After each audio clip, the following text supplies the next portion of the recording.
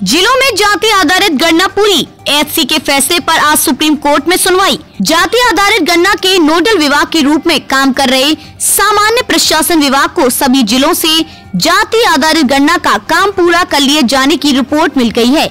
ये काम दूसरे चरण से जुड़ा हुआ है। इसके तहत प्रगणकों ने घर घर जाकर जाति के अलावा कई अन्य सूचनाएं एकत्रित कर उसे तय प्रपत्र में भरा है।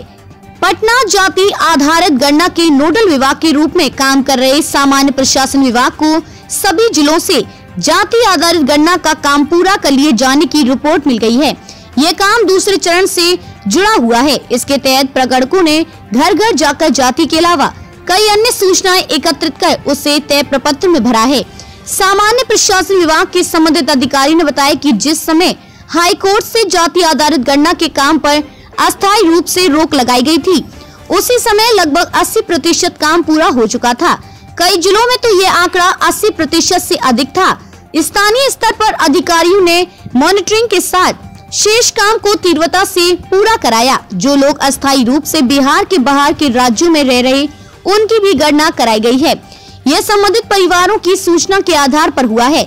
सामान्य प्रशासन विभाग से मिली जानकारी के अनुसार जाति आधारित गणना के संबंध में जो आंकड़े एकत्रित किए गए हैं, उन्हें अब सर्वर में डाला जा रहा है।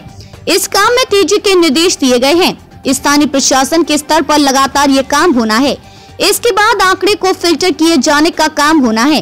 आंकड़े को फिल्टर किए जाने की प्रक्रिया में यह जानकारी आई है कि किस राज्य में बिहार के कितने लोग अस्थायी रूप से रह रहे हैं, उन राज्यों में वे किस तरह का काम कर रहे हैं, यानी कुशल श्रमिक, अकुशल श्रमिक या प्रोफेशनल हैं।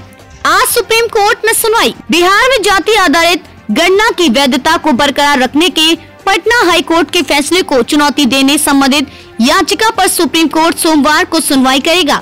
हाई कोर्ट ने जाति आधारित गणना को चुनौती देने वाली सभी याचिकाएं 1 अगस्त को खारिज कर दी थी। सुप्रीम कोर्ट की वेबसाइट पर अपलोड की गई वाद सूची के अनुसार हाई कोर्ट के फैसले को चुनौती देने वाली एनजीओ एक सोच एक प्रयास की याचिका जस्टिस संजीव खन्ना और जस्टिस SVN भट्टी की पीठ के समक्ष 7 अगस्त को सुनवाई के लिए सूचीबद्ध है।